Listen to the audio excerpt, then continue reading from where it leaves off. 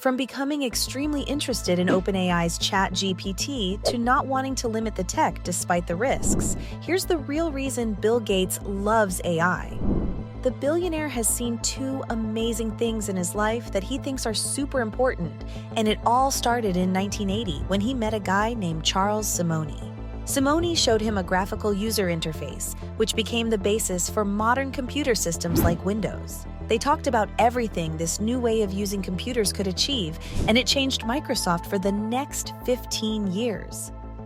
Fast forward to 2022, Gates had been keeping an eye on the people at OpenAI since 2016, and he was really impressed with their work. So he gave them a challenge, asking them to train an AI to pass a tough biology exam without knowing the exact questions. This was a big deal because it required the AI to think and understand biology, not just memorize facts. The billionaire thought it would take a couple of years, but they finished it in just a few months.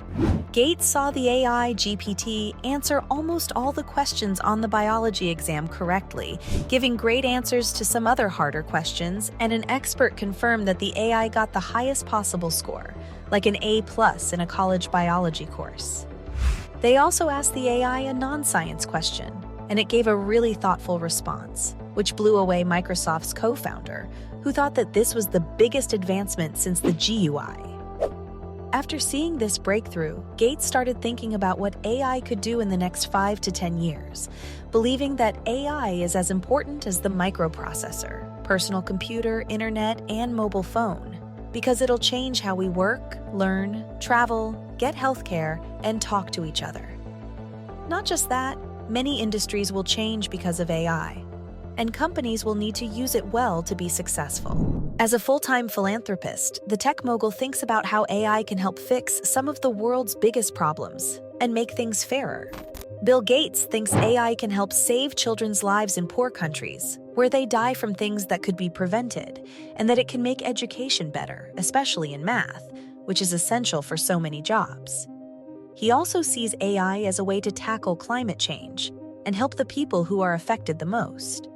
Not just this, Gates is excited about how AI can make a difference in the work of the Gates Foundation, and he plans to share more ideas soon, because he wants to make sure that AI helps everyone, not just the rich people.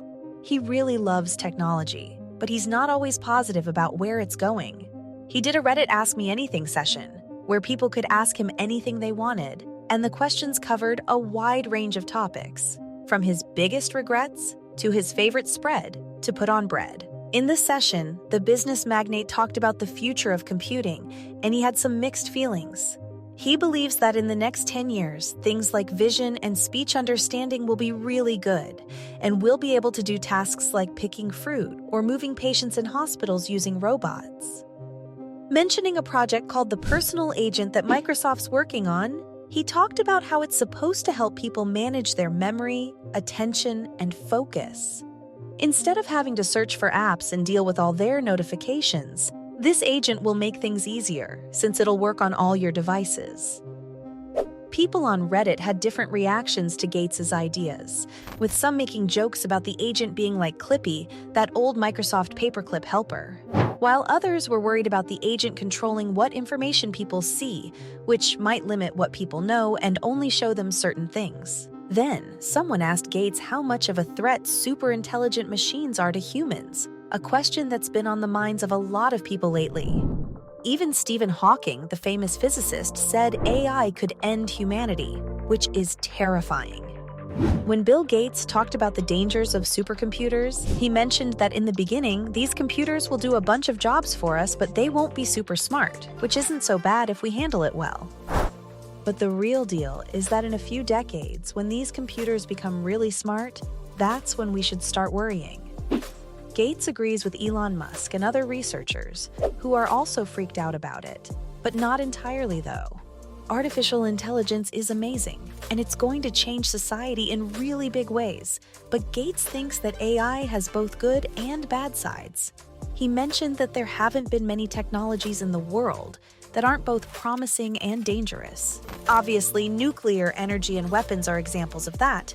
But in Gates' opinion, the scariest part about AI is when it's used in warfare. He talked about this at Stanford University, saying that weapon systems using AI really worry him, since the tech could be used for all kinds of attacks, like faking voices, manipulating people's feelings, and even hacking and using tiny drones to attack physically.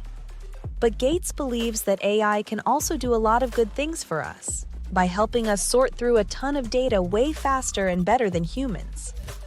He thinks it's great when AI is used in things like social science and education policy, since it can help us understand complex systems and find patterns and insights that we wouldn't see otherwise.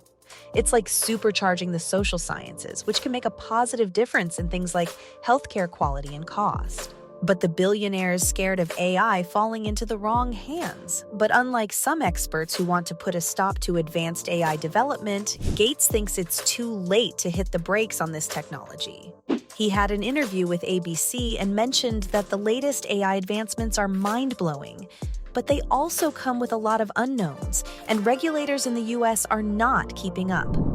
Over 1,000 techies and computer scientists, including Elon Musk, signed a letter asking for a 6-month break on advanced AI until they have proper rules in place.